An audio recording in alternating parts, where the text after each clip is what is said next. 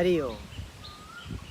करे योग मिटे रोग। 21 जून अंतर्राष्ट्रीय योग दिवस की आप सभी को खूब खूब हार्दिक शुभकामनाएं। भारतीय संस्कृति की दिव्य देन योग विद्या का प्रचार प्रसार पिछले 60 वर्षों से विश्व वंदनीय परम पूज्य संत श्री आशाराम जी बापू द्वारा किया जा रहा है। पूज्य बापू जी के द्वारा प्रेरित सभी बाल संस्कार केंद्रों और गुरुकुलों में योग विद्या का अभ्यास विद्यार्थियों को नियमित रूप से कराया जाता है। योगासन, प्राणायाम, ध्यान, त्राटक आदि यौगिक क्रियाओं के द्वारा विद्यार्थियों का शारीरिक स्वास्थ्य, मानसिक शांति और बुद्धि की तेजस्विता खूब खूब बढ़ी। आप सब भी अपने बच्चों को, अपने संपर्क के बालकों को भारतीय संस्कृति की इस दिव्य देन का लाभ जरूर दिलवाएं। करे योग मिटे रोग। हरि ओम।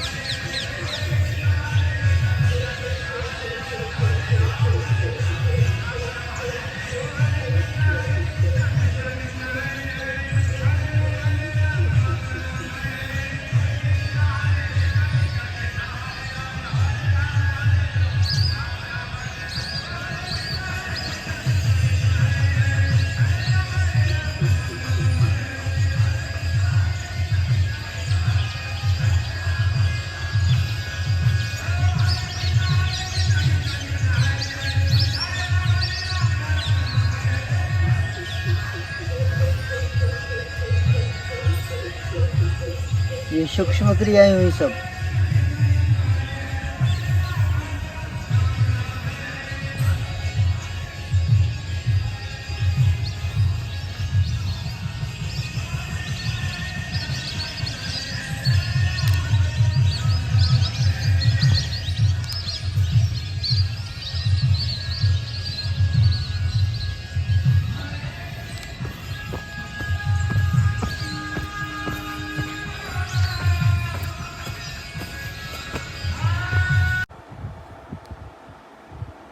कटिप्रद मर्दासन। इस आसन में कटी प्रदेश मतलब कमर के पास वाले भाग में स्थित पिंड अर्थात मूत्र पिंड का मर्दन होता है। इससे यह आसन कटिप्रद मर्दासन कहलाता है।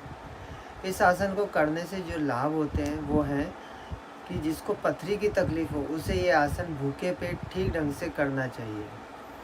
दूसरा, कमर दर्द, साइटिका, रीढ़ की हड्डी की जकड़न, उदासीनता, निराशा, डायबिटीज़, नपुंसकता, गैस, पैर की गांठ इत्यादि रोगों में शीघ्र लाभ होता है। नाभि स्थान से च्युत हो जाती है तो पुनः अपने स्थान पर आ जाती है। मासिक धर्म के समय एवं गर्भावस्था में स्त्रियां यह आसन ना करें।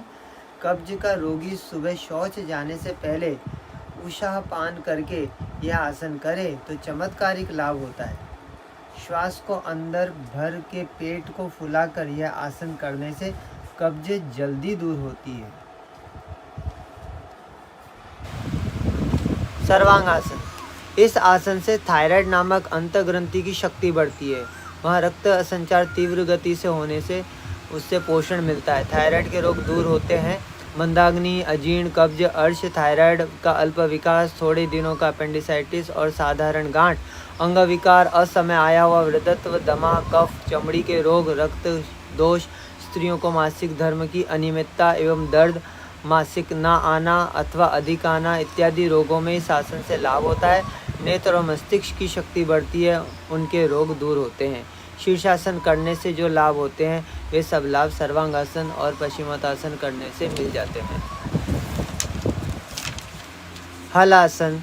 हलासन के अभ्यास से अजीर्ण, कब्ज, अर्श, थायराइड का अल्प विकास, अंग विकार, असमय वृद्धत्व, दमा, कफ, रक्त विकार आदि दूर होते हैं। इस आसन से लीवर अच्छा होता है, छाती का विकास होता है, श्वसन क्रिया तेज होकर ऑक्सीजन से रक्त शुद्ध बनता है, गले के दर्द, पेट की बीमारी, संधिवात आदि दूर होते हैं, पेट की चर्बी कम होती है, सिर दर्द दूर होता है, वीर्य विकार निर्मूल होता है, खराब विचार बंद होते हैं, नाड़ी तंत्र शुद्ध बनता है, शरीर बलवान और तेजस्वी बनता है। गर्भिणी स्त्रियों के सिवा हर एक को यह आसन करना चाहिए। पाद पश्चिमोत्तानासन। इस पाद पश्चिमोत्तानासन के सम्यक अभ्यास से सुषुम्ना का मुख खुल जाता है। इस आसन के नियमित रूप से अभ्यास करने से मंदाग्नि, मलावरोध, अजीर्ण, उदर रोग, क्रमी विकार, सर्दी, खांसी, वात विकार, कमर का दर्द, हिचकी, कोढ़, मूत्र रोग, मधुप्रमेह, पैर के रोग, स्वप्न दोष, वीर्य विकार, रक्त विकार, अपेंडिसाइटिस, अंडवृद्धि, पांडु रोग, अनिद्रा, दमा, खट्टी डकारें आना, ज्ञान तंतुओं की दुर्बलता, बवासीर, नल की सूजन, गर्भाशय के रोग, अनियमित तथा कष्टदायक मासिक, वंध्यत्व, प्रदर, नपुंसकता, रक्तपित्त, सिरोवेदना, बौनापन आदि अनेक रोग दूर होते हैं। जठराग्नि प्रदीप्त होती है, कफ और चर्बी नष्ट होती है, पेट पतला बनता है। इस आसन को करने से जो स्त्री पुरुष काम विकार से अत्यंत पीड़ित हैं उनकी वासनाएं दबती हैं। इससे शारीरिक और मानसिक विकार दब जाते हैं। उदर, छाती और मेरुदंड को उत्तम कसरत मिलती है, अतः यह अधिक कार्यक्षम बनते हैं। हाथ, पैर तथा अन्य अंगों के संधि स्थान मजबूत बनते हैं। भगवान शिव जी को यह आसन बहुत ही ज़्यादा प्रिय है।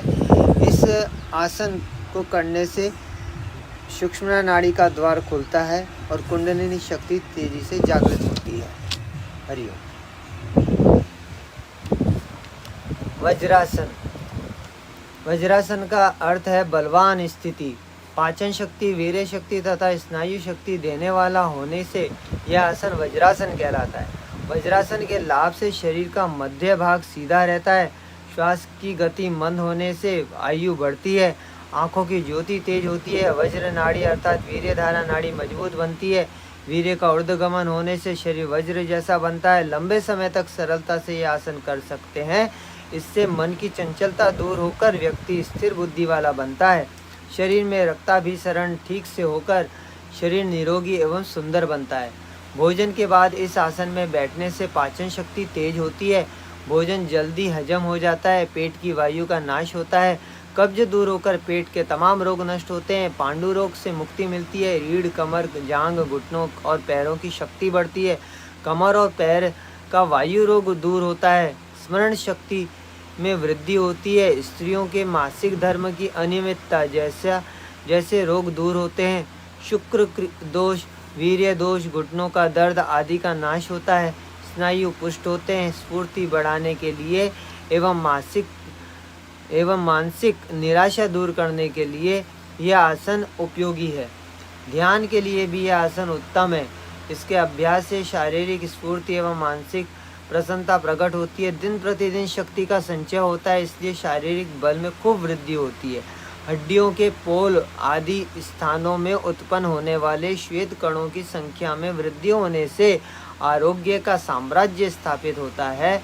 फिर व्यक्ति गले के टॉन्सिल्स, बुखार, सिरदर्द, कब्ज, मंदाग्नि या अजीर्ण जैसे छोटे मोटे किसी भी रोग से पीड़ित नहीं रहता है, क्योंकि रोग आरोग्य के साम्राज्य में प्रविष्ट होने का साहस ही नहीं कर पाते। नारायण नारायण। पवन मुक्त आसन। यह आसन करने से शरीर में स्थित वायु अर्थात पवन मुक्त होता है, इसलिए इसको पवन मुक्त आसन कहते हैं। पवन मुक्त आसन के नियमित अभ्यास से पेट की चर्बी कम होती है, पेट की वायु नष्ट होकर पेट विकार रहित बनता है, कब्ज दूर होता है। पेट में अफरा हो तो इस आसन से लाभ होता है। प्रातःकाल में शौच क्रिया ठीक से ना होती हो तो थोड़ा पानी पीकर यह आसन 15-20 बार करने से शौच खुलकर होगा। इस आसन से स्मरण शक्ति बढ़ती है। बौद्धिक कार्य करने वाले डॉक्टर, वकील, साहित्यकार, विद्यार्थी तथा बैठकर प्रवृत्ति करने वाले मुनीम, व्यापारी आदि लोगों को नियमित रूप से पवन मुक्त आसन करना चाहिए। हरि ओम।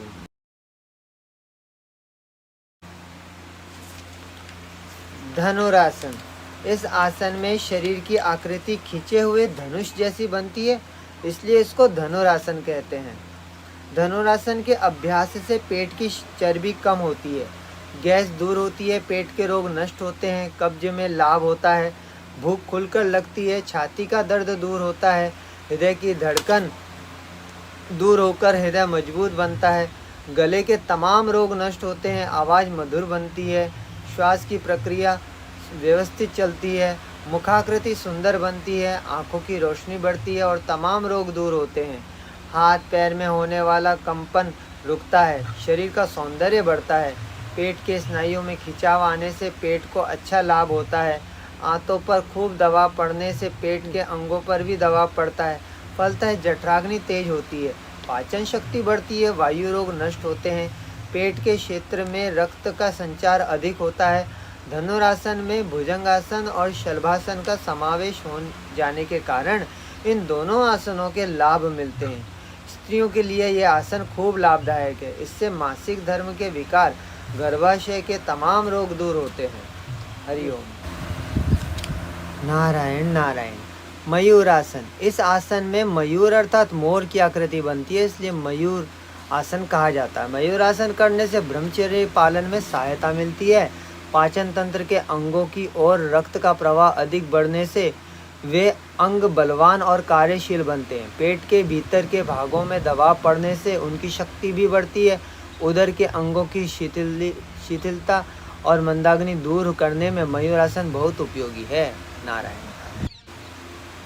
चक्रासन। चक्रासन करने से मेरुदंड तथा शरीर की समस्त नाड़ियों का शुद्धिकरण होकर यौगिक चक्र जागृत होते हैं, लकवा तथा शरीर की कमजोरियां दूर होती हैं, मस्तक, गर्दन, पीठ, पेट, कमर, हाथ, पैर, घुटने आदि सब अंग मजबूत बनते हैं, संधि स्थानों में दर्द नहीं होता, पाचन शक्ति बढ़ती है, पेट की अनावश्यक चर्बी दूर होती है, शरीर तेजस्वी और फुर्तीला बनता है, विकारी विचार नष्ट होते हैं, स्वप्न दोष की बीमारी अलविदा होती है। चक्रासन के नियमित अभ्यास से वृद्धावस्था में भी कमर झुकती नहीं, शरीर सीधा तना हुआ रहता है। हरिओम। पद्मासन। इस आसन में पैरों का आधार पद्म अर्थात कमल जैसा बनने से इसको पद्मासन या कमलासन कहा जाता है।